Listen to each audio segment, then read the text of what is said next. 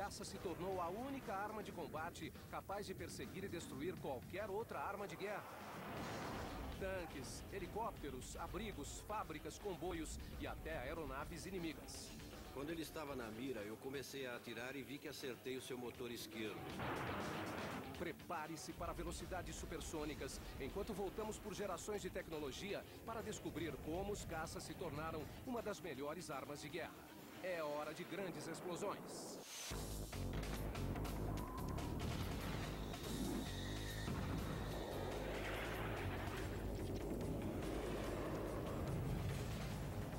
Armas e táticas. Caças de guerra são a última palavra em tecnologia das forças aéreas. Nos últimos 100 anos, eles evoluíram e se tornaram a máquina de guerra mais sofisticada já produzida pelo homem. O F-22 Raptor, da Lockheed Martin, é um dos mais recentes e melhores. O F-22 é o caça mais avançado que existe. Ele é o primeiro caça com tecnologia stealth e também o mais caro da história, 120 milhões de dólares. Capaz de superar os 2.500 km por hora, suas armas são armazenadas internamente, reduzindo o arrasto aerodinâmico e aumentando sua invisibilidade. Seu fantástico desempenho o transformou em uma plataforma multiuso. Ele ataca alvos no ar, alvos terrestres, intercepta o inimigo e realiza combates eletrônicos. O F-22 faz qualquer trabalho. Agora, Armas e Táticas irá desvendar sua árvore genealógica, voltando por gerações de tecnologia, para revelar como os motores, armamentos, fuselagens, mobilidade e resistência foram combinados e deram origem à próxima geração de caças de guerra. O extraordinário F-22 Raptor.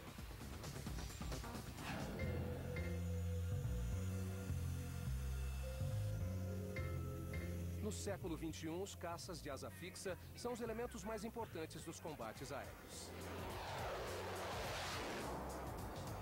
Foguetes, bombas, mísseis. Eles representam uma grande ameaça ao inimigo e são programados para atingir e atravessar qualquer esconderijo. Volte 100 anos e os caças não existiam. A aviação estava apenas começando e os exércitos ainda tentavam descobrir como usar os aviões. Quando a Primeira Guerra Mundial eclodiu, eles eram usados apenas para reconhecimento.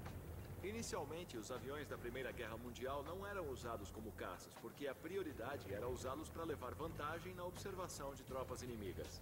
Mas gradualmente, os pilotos perceberam que podiam atirar no inimigo e que seu posicionamento poderia ser uma vantagem.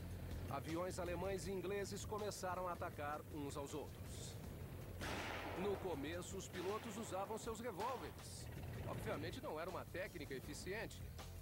A solução lógica seria usar metralhadoras fixas, mas em uma aeronave cercada por asas e saliências, não seria uma tarefa fácil. Quando colocaram metralhadoras na frente da cabine, a hélice se tornou um problema, porque girava bem em frente à linha de fogo. Um tiro disparado contra o inimigo podia destruir a sua hélice, fazendo seu avião cair. E como este experimento demonstra, balas podem destruir uma hélice. Em um ataque rápido, uma bala de metralhadora Lewis Mark II atravessou a hélice. Era preciso um mecanismo que permitisse ao piloto atirar sem danificar o próprio avião. Anthony Fokker, um inventor dos Países Baixos, achou a solução. Conhecido como holandês voador, sua invenção revolucionaria os aviões de guerra. Fokker inventou um sistema de interrupção. Era um temporizador que sempre que uma bala de metralhadora chegasse perto da hélice, depois que a metralhadora fosse disparada, o fogo seria interrompido quando as pás da hélice estivessem em frente à metralhadora. A hélice é montada aqui, na frente. O motor gira, girando a hélice. Imagine aqui atrás, o eixo. É uma superfície lisa, com uma espécie de ressalto, uma saliência. Uma haste vertical apoiada nesta superfície e com uma série de articulações, subindo sempre que passava pela saliência. Quando a saliência do eixo ergue a haste vermelha, o eixo horizontal pressiona uma mola contra o gatilho da metralhadora, interrompendo o fogo. O sistema de interrupção transformou os aviões em caças. Agora, os pilotos podiam disparar suas metralhadoras usando um botão específico no manche, permitindo que eles manobrassem o avião enquanto derrubavam alvos inimigos. Além disso, não havia mais necessidade de um artilheiro. E cada vez mais, as forças aéreas fabricaram caças de apenas um lugar. 30 anos depois, motores mais potentes deram origem a uma nova geração de caças de guerra. Ele solta uma chuva de chumbo e o acerta. É um inimigo a menos. Motores mais potentes permitiram que as aeronaves carregassem armas mais pesadas. Na Primeira Guerra Mundial, a maioria dos aviões carregava uma ou duas metralhadoras. Mas na Segunda Guerra Mundial, caças como o americano P-51 contavam com 6. As metralhadoras M2 disparavam a enorme e temida cápsula calibre 50. Transportava 980 cápsulas de munição em cada lado, então era uma arma de guerra muito eficiente nos combates entre aviões. A cada 4 ou 5 balas, havia uma bala de perseguição para que o piloto pudesse ver o traçado das balas indo em direção ao alvo. Armados até os dentes, os caças começaram a se tornar decisivos nas vitórias. Suas metralhadoras podiam destruir outros aviões, cortar comboios em pedaços, aniquilar tanques. Mas com o advento do motor a jato no final da década de 1940, tudo mudou. Uma nova geração de caças agora podia voar a quase 1000 km por hora. Nos combates a curta distância, a velocidade era tanta que os pilotos encontravam dificuldade em atacar com metralhadoras. Era preciso um sistema mais rápido, algo que pudesse perseguir e destruir os caças inimigos. A solução, o míssil. Ficou aparente que a arma do futuro dos caças de guerra seriam os mísseis. Bastava atirar e esquecer. Os mísseis sumiam no horizonte. Você podia disparar um míssil de dentro do seu caça, que ele ia voar e destruir um objeto que você nem podia ver. Uau! Em setembro de 1956, o míssil M9 Sidewinder entrou em operação. Foi o primeiro míssil eficiente para combate aéreo. Ele funcionava perseguindo o calor da aeronave inimiga, geralmente a turbina ou a fuselagem. Ao dobro da velocidade do som e superando distâncias de até 18 quilômetros, era extremamente letal. Agora, os F-4 americanos podiam atacar MiGs soviéticos muito além de seu campo de visão. Este caça foi projetado para interceptar qualquer ameaça à frota, o mais longe possível da frota e sob qualquer clima. E mesmo sem ver o inimigo, é capaz de derrubá-lo. O Sidewinder e os mísseis que se seguiram impressionaram os militares. Talvez agora os caças não precisariam mais de armas comuns.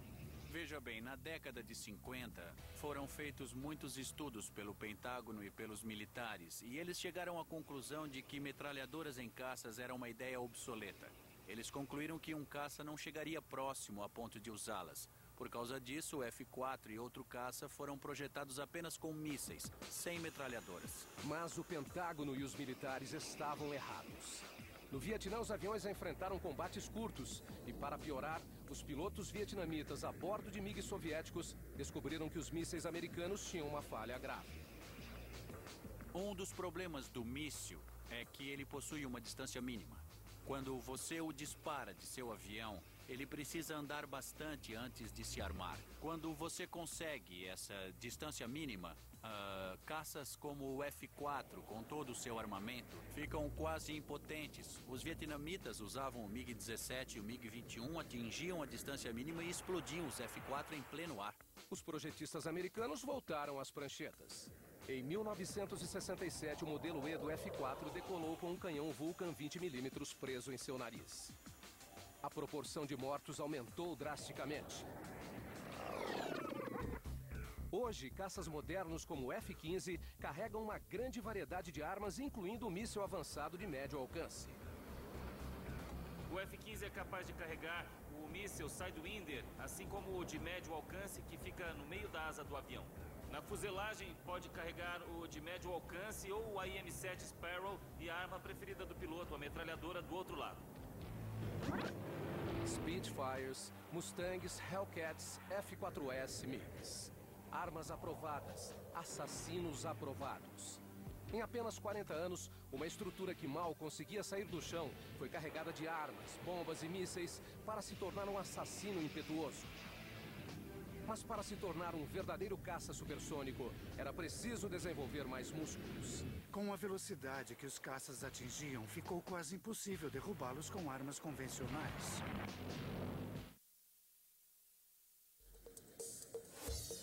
Os caças modernos são as armas mais velozes dos campos de batalhas. O segredo? Debaixo do capô eles carregam muita potência. O F-22 Raptor possui 2 motores a jato com 16 toneladas de empuxo cada, capazes de levá-lo a uma velocidade máxima de 2.600 km por hora. Volte um século quando os irmãos Wright realizaram o primeiro voo tripulado da história. A velocidade máxima mal ultrapassava os 10 km por hora. Eles usavam um motor colocado atrás do piloto. Movido a pistão, o motor fazia o que prometia: empurrava a aeronave para o céu. Os motores traseiros foram usados no começo da Primeira Guerra, porque ofereciam muita visibilidade ao piloto. Com o motor atrás, não era preciso se preocupar com a hélice girando à sua frente. Mas colocar o motor e a hélice atrás do piloto também tinha uma grande desvantagem. Se o avião batesse no chão ou na água, já que o motor estava localizado atrás do piloto, ele se soltaria da fuselagem e acertaria a nuca do piloto, causando, obviamente, sua morte. No final da Primeira Guerra Mundial, o motor traseiro foi eliminado. As hélices saíram de trás e foram para a frente, com o motor puxando a aeronave pelo ar. E com a invenção do sistema de interrupção em 1915, os pilotos podiam atirar para frente, pela hélice, eliminando a necessidade de um artilheiro. Como resultado, os caças se tornaram mais leves, menores e mais rápidos. Agora os pilotos queriam voar mais alto. Na Primeira Guerra Mundial, os pilotos perceberam rapidamente que a altitude era uma vantagem em combates curtos e também em relação às artilharias antiaéreas. Mas os motores da época sofriam em altas altitudes. Quando um avião sobe, o ar fica mais rarefeito. Há menos oxigênio, claro, e a potência do motor diminui. Com o motor Allison, eles tinham um teto de aproximadamente 15.000 pés. Quanto mais se sobe, mais rarefeito é o ar, diminuindo a quantidade de oxigênio absorvida pelo motor. Quando o ar se mistura com o combustível, torna-se menos explosivo, diminuindo a potência. Era preciso uma solução, e os projetistas logo a encontraram. Motores como o famoso Rolls-Royce Merlin usavam um superalimentador, um compressor que forçava a entrada de ar para a câmara de combustão. Mais ar significava mais oxigênio significava mais potência, e mais potência significava mais altitude. Quando puseram o motor superalimentado Rolls-Royce Merlin dentro do P-51, descobriram que ele era capaz de operar até 40.000 pés. Quando puseram esse motor dentro do P-51, descobriram que ele era capaz de atingir quase 700 km por hora. A modificação-chave que transformou o Mustang no fantástico caça de guerra que se tornou, a modificação-chave foi colocar o motor certo na aeronave.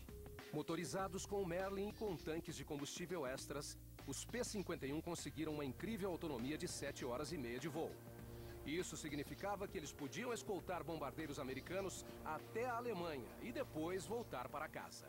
Eles se livram dos tanques extras antes do combate e depois entram de cabeça para lutar. A história diz que o líder do partido nazista olhou para cima, viu os Mustangs no céu e disse que a guerra estava perdida. O P-51 foi um dos últimos caças impulsionados por motores a pistão. O motor Merlin deu origem a um dos caças mais velozes da história. Mas quando a primeira geração de motores a jato surgiu, o P-51 virou história. A origem da tecnologia a jato aconteceu na década de 1930, quando cientistas por todo o mundo buscavam desenvolver um motor mais veloz. Um deles foi o piloto da Força Aérea Britânica, Frank Whittle. Ele estava estudando a turbina a gás, tentando adaptá-la para usar em aeronaves com o objetivo de impulsionar as hélices. Mas percebeu que isso seria muito difícil. Então, concebeu o motor a jato e descobriu naquele momento que a propulsão a jato seria o futuro da aviação. O motor a jato funciona sugando ar pela frente com uma hélice. Um compressor comprime o ar antes de passar pela câmara de combustão. Lá, o ar é misturado com combustível e explode. Os gases em chamas expandem e saem pela parte de trás da turbina, gerando empuxo. Hoje, a maioria dos aviões usa motores a jato, mas na década de 1930, o trabalho pioneiro de Whittle foi ignorado pelo Ministério da Aviação inglês. Mesmo assim, ele não desistiu. Em 1930, ele mesmo patenteou a ideia e continuou sua pesquisa. Sua ideia para aviões de combate era produzir um caça com motor a jato. Então, os esforços que foram feitos para impedir que essa tecnologia fosse desenvolvida neste país deixaram-no muito frustrado, porque ele queria produzir uma máquina de guerra. O tempo passou. A patente do motor de Whittle expirou. Na mesma época, um físico alemão, Hans von Ohain, começou a trabalhar em um sistema parecido. Um motor capaz de impulsionar um avião sem usar hélices. Por um longo período depois da guerra, Whittle afirmou que Ohain havia visto sua patente expirada e havia copiado a invenção de Whittle, mas ele era o verdadeiro inventor do motor a jato.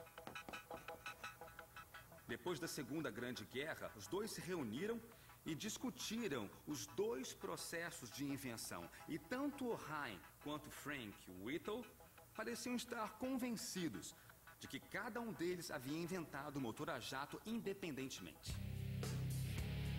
Whittle esperava que seu motor a jato ajudasse os aliados a vencer a guerra, mas foram os alemães que venceram a corrida para produzir o primeiro caça a jato. No verão de 1944, eles lançaram o ME-262. Ele podia surgir de qualquer lugar, literalmente, e a velocidade que os caças atingiram tornou quase impossível derrubá-los com armas convencionais. O ME-262 atingia a velocidade máxima de 870 km por hora, tornando-se o caça mais veloz do mundo. Mas apesar de tanta velocidade, o 262 não se tornaria um herói de guerra. Ele chegou muito tarde.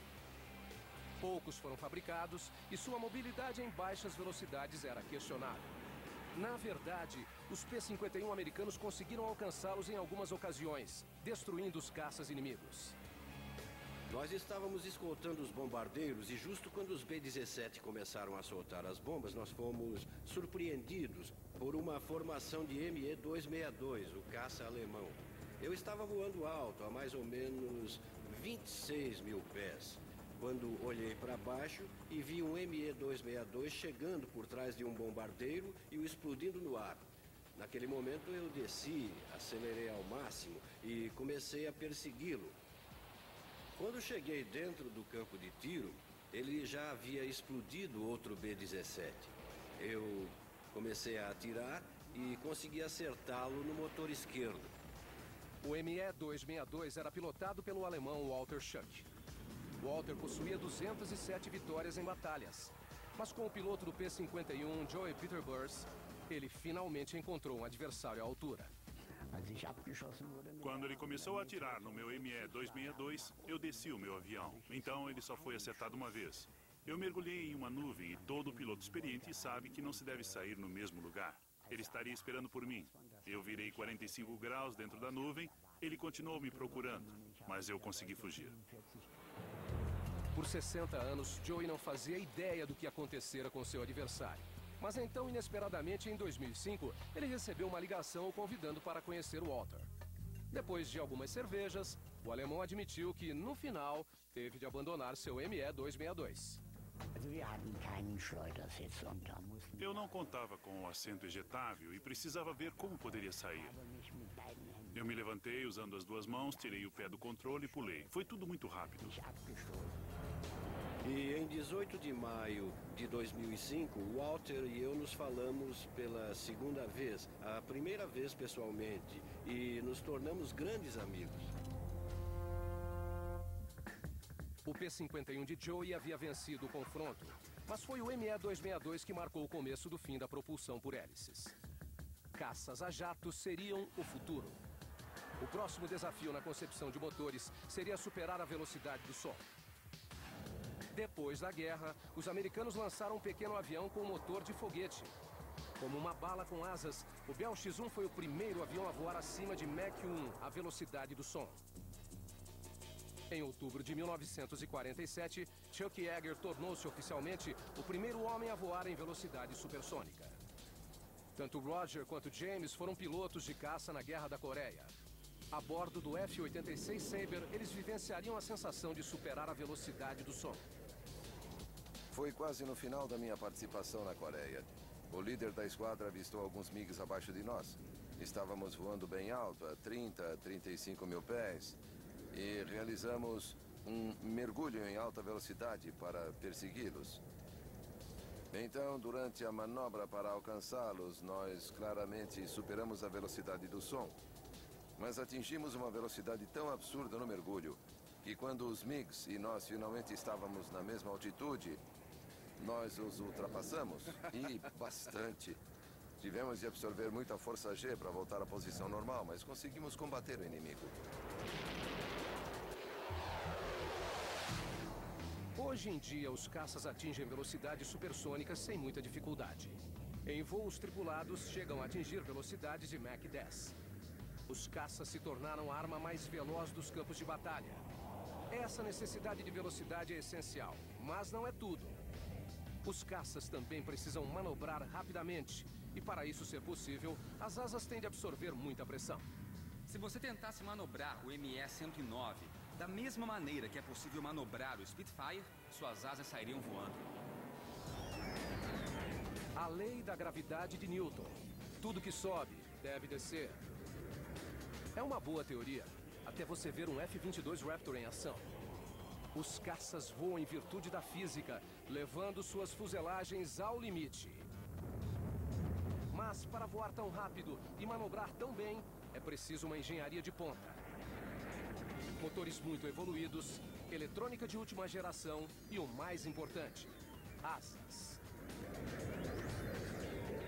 A estrutura básica da asa não mudou muito com o tempo. Os materiais mudaram. O formato mudou ligeiramente. Mas o ponto básico é que você precisa de ar passando por baixo das asas. Isso permite o empuxo.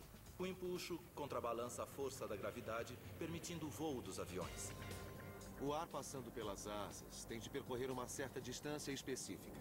Em uma asa convencional, a distância que o ar percorre por cima é maior do que a distância que o ar percorre por baixo da asa. E se percorre uma distância maior, precisa andar mais rápido. Se anda mais rápido, tem menos pressão. E se tem menos pressão em cima e mais pressão embaixo da asa, então a maior pressão embaixo empurra a asa para cima, fazendo o avião voar. Na Primeira Guerra Mundial, o desenvolvimento de asas estava engatinhando. A grande dúvida: quantas asas um avião devia ter? A ideia do avião biplano ou do triplano é: quanto mais asas tiver, mais manobrável será o avião. Se colocar outra asa formando o triplano, quando você for realizar uma manobra fechada, o peso da aeronave, ampliado pela força centrífuga, é distribuído por toda essa superfície extra, por toda a asa adicional. Mas os triplanos e biplanos tinham uma grande desvantagem.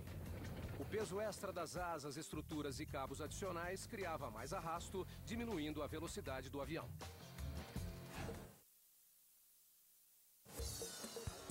Na década de 1930, monoplanos com asas simples, mais leves e velozes começaram a surgir e nascia um novo ramo na árvore genealógica dos caças.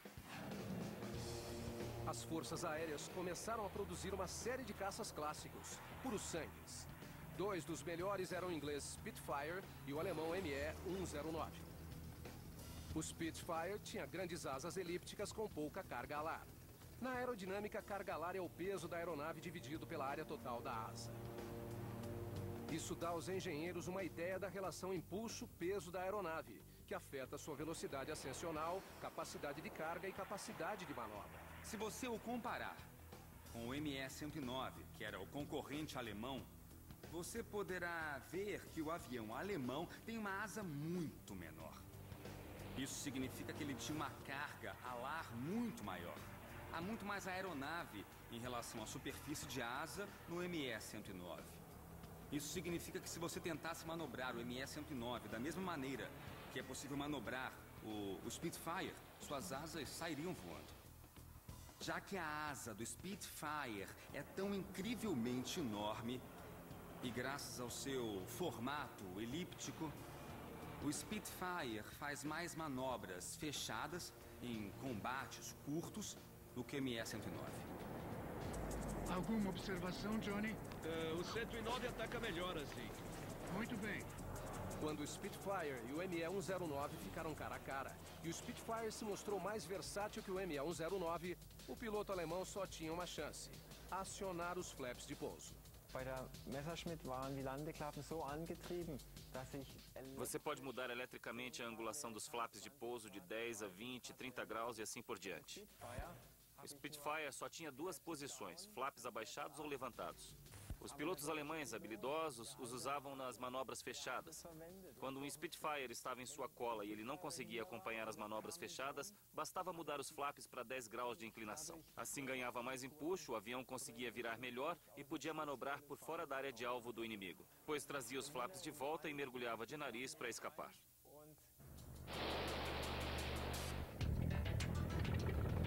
Um bom design de asa ajudou tanto o ME-109 quanto o Spitfire a se tornarem lendas. Mas eles não eram os únicos caças da Segunda Guerra Mundial a revolucionar a aerodinâmica. O P-51 Mustang tornou-se o primeiro avião a ser produzido com asas de fluxo laminar. Fluxo laminar é a corrente ininterrupta de ar que contorna a asa. É uma corrente leve se comparada a uma turbulência. Uma asa com alto fluxo laminar proporciona menos arrasto e turbulência. Os engenheiros aplicaram esse princípio nas asas do Mustang.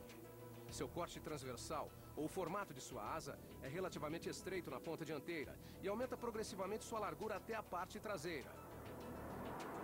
Resultado: o arrasto foi reduzido e o empuxo e velocidade aumentaram. Era uma invenção nova no final da década de 30, começo dos anos 40. Foi o primeiro avião a incorporar asa com fluxo laminar.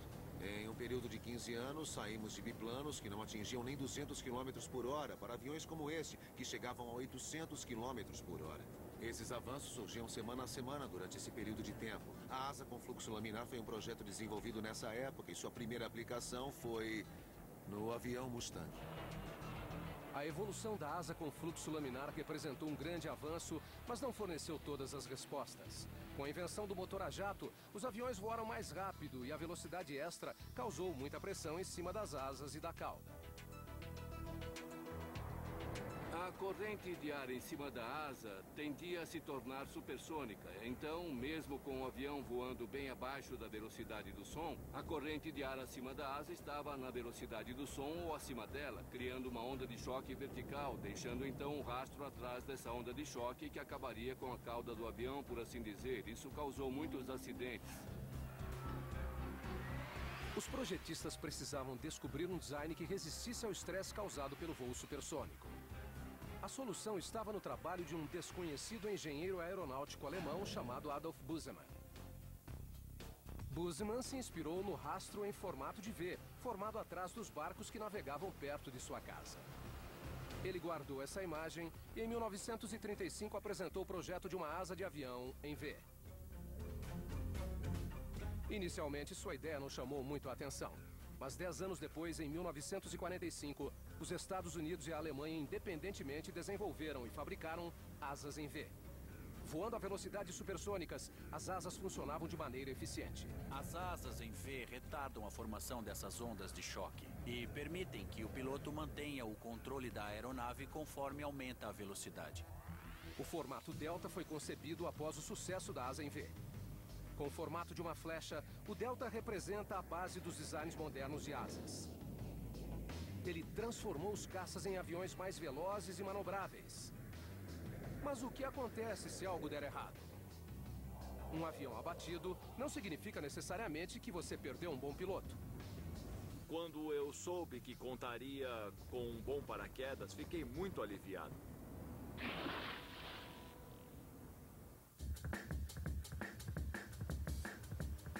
Os caças de hoje são as aeronaves mais velozes e malvadas dos céus. Eles podem destruir qualquer alvo a qualquer hora, em qualquer lugar. É por isso que todos os exércitos, em todas as guerras, tentaram arrancá-los do céu. Os pilotos vivem no limite, sabendo que apenas um tiro, um erro de julgamento ou um defeito mecânico pode resultar em desastre. Mas se acontece o pior, ele sempre tem uma última chance. O paraquedas. Na Primeira Guerra Mundial, escapar de um caça era complicado. Os pilotos contavam com paraquedas primitivos que tinham de ser abertos antes de saltarem do avião. Era necessário um mecanismo que permitisse que o piloto saltasse e alcançasse uma distância segura do avião antes que o paraquedas fosse aberto. Foi preciso a genialidade de um dublê de Hollywood, Leslie Irving. Irving trabalhou na indústria cinematográfica realizando saltos de paraquedas a 1000 pés. Em 1918, ele inventou uma mochila para o paraquedas e uma corda que o piloto puxava para abrir o paraquedas a uma distância segura do avião. A ideia era que, em vez de você ter de ficar pendurado na parte de fora do avião para poder abrir o seu paraquedas, você podia saltar com ele fechado e o paraquedas ia se abrir logo em seguida, permitindo que você descesse em segurança. A invenção de Irving foi adotada pelas forças aéreas de todo o mundo. Ao todo, ele salvou a vida de mais de 10 mil pilotos. Mas os paraquedas por si só nem sempre são suficientes. A introdução do motor a jato aumentou drasticamente a velocidade dos aviões, tornando praticamente impossível saltar com paraquedas. O único jeito de escapar é você se lançar para fora da cabine do avião. Precisa escapar rápido da cauda, das asas. Tem que ficar o mais longe possível do avião, porque ele pode te machucar. Em 1938, os engenheiros alemães encontraram a solução. Eles construíram um assento ejetável movido a ar comprimido. Quando acionado, o piloto e o assento voariam para longe do avião. Mas o processo de ejeção não era fácil. Ele envolvia uma série de passos cruciais. A primeira coisa que se deve fazer é colocar-se na posição vertical. Quando o piloto aciona o dispositivo de soltura, o ar comprimido sai da válvula até o canhão. Esse cria uma pressão e desliza todo o assento pelos trilhos da cabine. Depois de sair do avião, o piloto tinha de abrir manualmente o dispositivo, soltar o banco e puxar a corda para abrir o paraquedas. Depois da guerra, diversos países continuaram a desenvolver a tecnologia de assentos ejetores. E no verão de 1946, a empresa inglesa Martin Baker realizou o primeiro teste de ejeção ao vivo. Assim que o assento sai do avião, o dispositivo de estabilização que impede que o banco gire se abre e então... Mas ejetar perto do avião ainda era um desafio. Era necessária uma força de propulsão maior para que o piloto ganhasse altitude suficiente para abrir seu paraquedas. Em 1960, Martin Baker lançou um assento com foguete interno. Observado de perto pela imprensa mundial e por observadores americanos, Todd Hay puxa a corda, resultando em uma ejeção a mais de 100 metros de altura. Seu projeto tinha força de explosão suficiente para lançar o assento e o piloto a uma altura segura, mesmo com o avião próximo ao chão. Nos últimos 40 anos, essa tecnologia salvou a vida de inúmeros pilotos. Um dos sortudos é Ralph Harrison, um piloto de caça da Força Aérea Canadense situado na Alemanha. Em um dia nublado de 1980, ele realizava um exercício a 1.500 pés. Com poucos minutos de voo, ele ouviu uma sequência de explosões, seguida por um estouro ensurdecedor. Havia fumaça entrando na cabine. Tudo o que passava na minha cabeça era... O que tenho em mãos? Posso resolver o problema? Consigo arrumar? Então eu percebi que não conseguiria. Conhecido como míssil com homem dentro, o Starfighter, de asas curtas e grossas, foi o primeiro caça a voar a Mach 2, 2 vezes a velocidade do som. Mas logo após começar sua operação, ele se tornou um dos caças mais propensos a acidentes já produzidos, ganhando um apelido completamente novo: Fazedor de Viúvas. Já que o F-104 não possui muita asa, ele tem uma ponta de asa. É como uma folha, torcendo e girando conforme cai do céu. Mas ele se contorcia e girava pelo céu a 2 vezes a velocidade do som. Parecia que Ralph Harrison iria se tornar mais uma vítima da maldição do Starfighter. Quando seu avião começou a desintegrar, sua única esperança era o assento ejetável. Depois que é acionado, o assento ejeta e tudo funciona automaticamente. Há um dispositivo que te joga para fora do banco. Depois o paraquedas se abre. Toda essa sequência demora uns 3 segundos. Então, tudo é muito rápido. O Starfighter bate no chão, transformando-se em uma bola de fogo gigante. E quanto ao Harrison, bom, ele apreciou uma vista linda. Eu curti a vista, curti o passeio de paraquedas, a descida foi muito agradável. Pilotar caças sempre será um negócio arriscado. E em combates curtos, esses riscos chegam ao limite.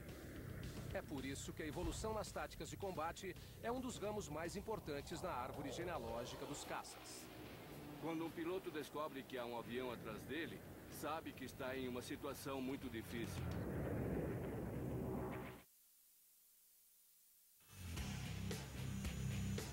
No século XXI, os caças a jato são multifuncionais. Ataques terrestres, defesa aérea, interceptação. Eles cobrem todas as áreas imagináveis. Voltando à Primeira Guerra Mundial, os combates aéreos eram bem mais simples. Sem bombas, sem foguetes, apenas metralhadoras e desespero. Não havia regras. Ninguém tinha experiência em combates aéreos. Os pilotos aprendiam por tentativa e erro. Mas em setembro de 1916, o piloto alemão Oswald Belk publicou o livro Dicta Belk, um guia para combates aéreos. Suas táticas eram simples. Primeira regra, sempre ataque por trás. O inimigo não pode vê-lo e não pode revidar. Segunda regra, posicione-se entre o Sol e o inimigo. Isso cegará por alguns segundos e ele não conseguirá atirar com precisão. O combate aéreo clássico é uma luta de posicionamento, onde uma aeronave fica na traseira da outra. Quando um piloto descobre que há um avião atrás dele, sabe que está em uma situação muito difícil. 30 anos depois, os aviões eram mais velozes e manobravam melhor. Mas os princípios de Belker ainda se aplicavam ao balé dos caças.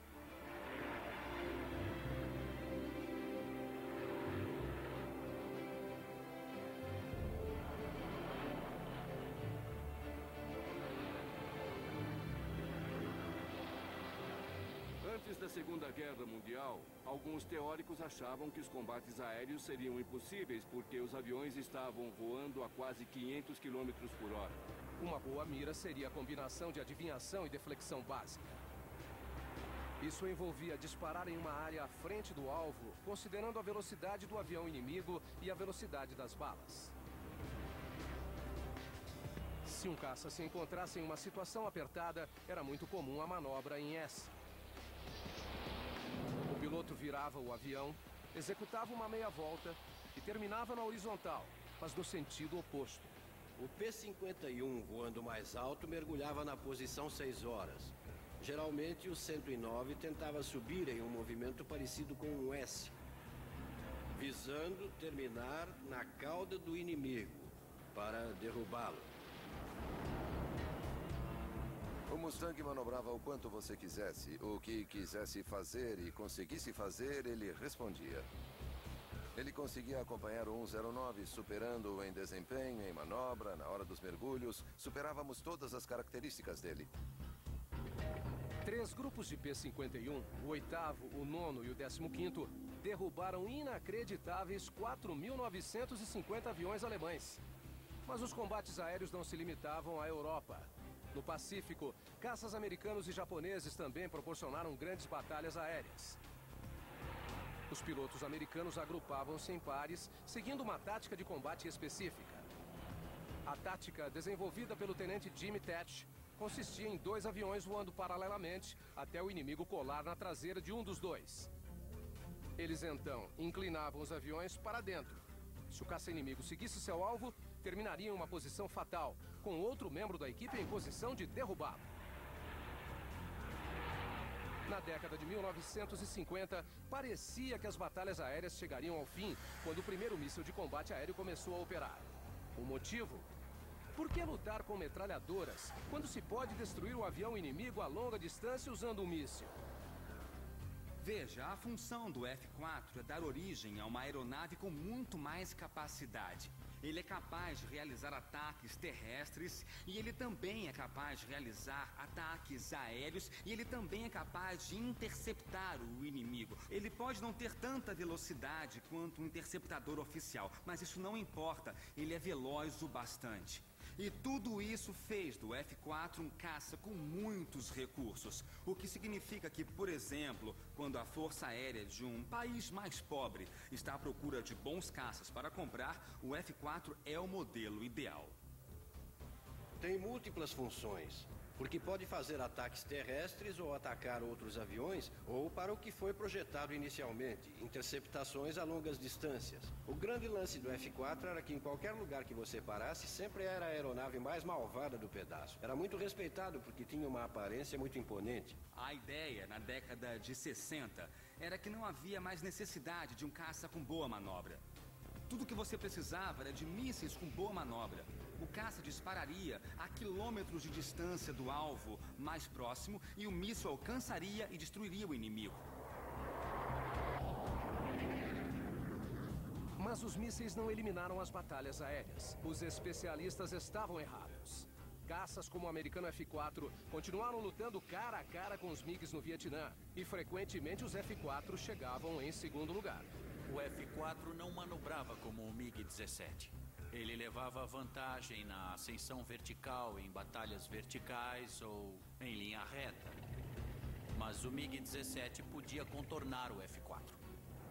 O F-4 tinha a aerodinâmica de uma pedra. Ele tinha 2 motores que eram muito barulhentos, não manobrava muito bem e não voava tão rápido quanto poderia. Nossos inimigos estavam desenvolvendo aeronaves melhores, aeronaves mais velozes e nós precisávamos alcançá-los. A Força Aérea Americana reconhecia que era preciso um avião que tivesse velocidade e capacidade de manobra suficientes para combater os MiGs russos a curta distância. O resultado foi o F-15 Eagle, um caça de combate muito superior. Quando entrou em operação em 1976, ele provou ser um ótimo combatente dos céus. Ele podia lutar a curta distância. Contava com motores muito potentes, deixando muitos adversários para trás e manobrava muito bem. Então também era possível girar em volta dos adversários. Em 30 anos, o F-15 acumulou mais de 100 vitórias e nenhuma derrota. Um cartel invejável. Mas seu sucessor pretende ir ainda mais longe. O F-22 Raptor entrou em operação em 2005. Rápido como um raio. Ele é equipado com sistemas aviônicos que podem identificar, perseguir e aniquilar aviões inimigos. Ele também tem características stealth, tornando-se quase invisível aos radares. É o fim das batalhas aéreas?